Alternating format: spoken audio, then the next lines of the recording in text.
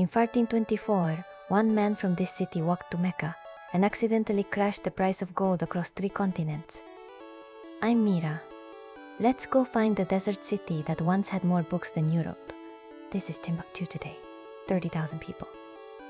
Mud brick mosques, sand-scoured streets at the edge of the Sahara. It looks like a forgotten village.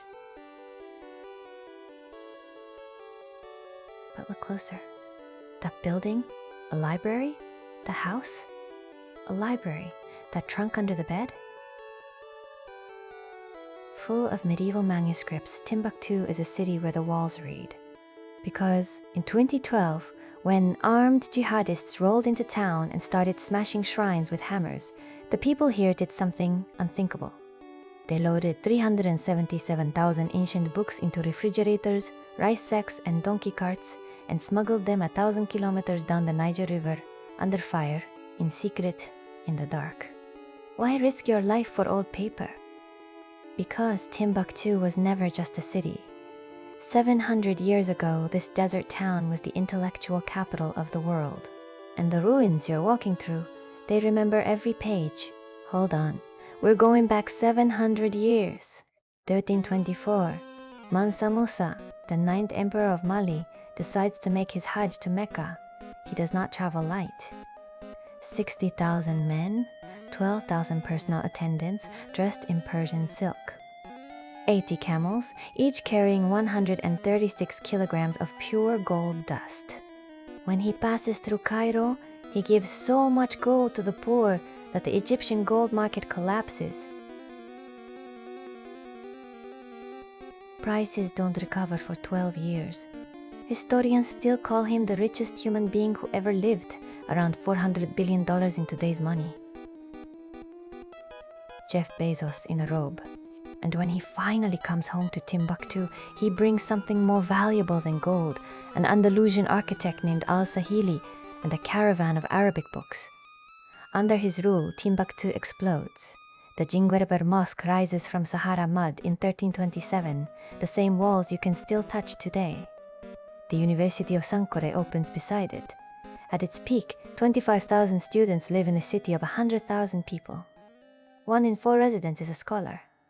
They study astronomy, mathematics, medicine, law, theology, poetry. The book trade becomes more profitable than salt, more profitable than gold. Scribes copy manuscripts by candlelight. Families pass entire libraries down as inheritances. For 200 years, this desert city is the Oxford of Africa. And then, 1591, the Sultan of Morocco wants Timbuktu's wealth. He sends 4,000 soldiers across the Sahara with a weapon Africa has never seen. Muskets. Half the army dies in the desert.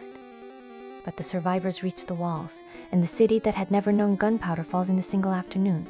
Scholars are killed or dragged to Marrakesh in chains. The great libraries are looted and burned.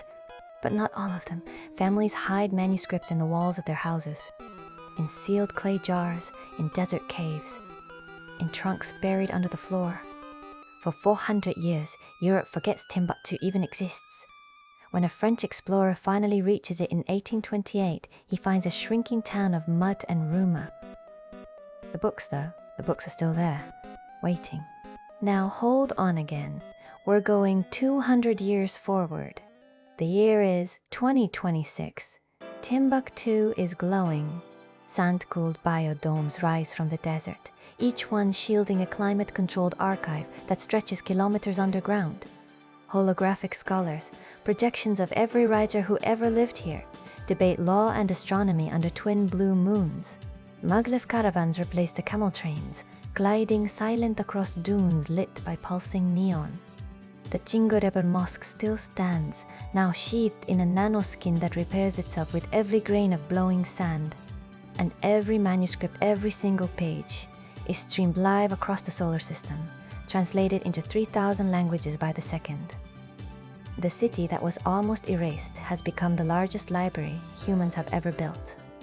One pilgrimage, one library, one city that refused to be forgotten. Come time travel with me again. Subscribe.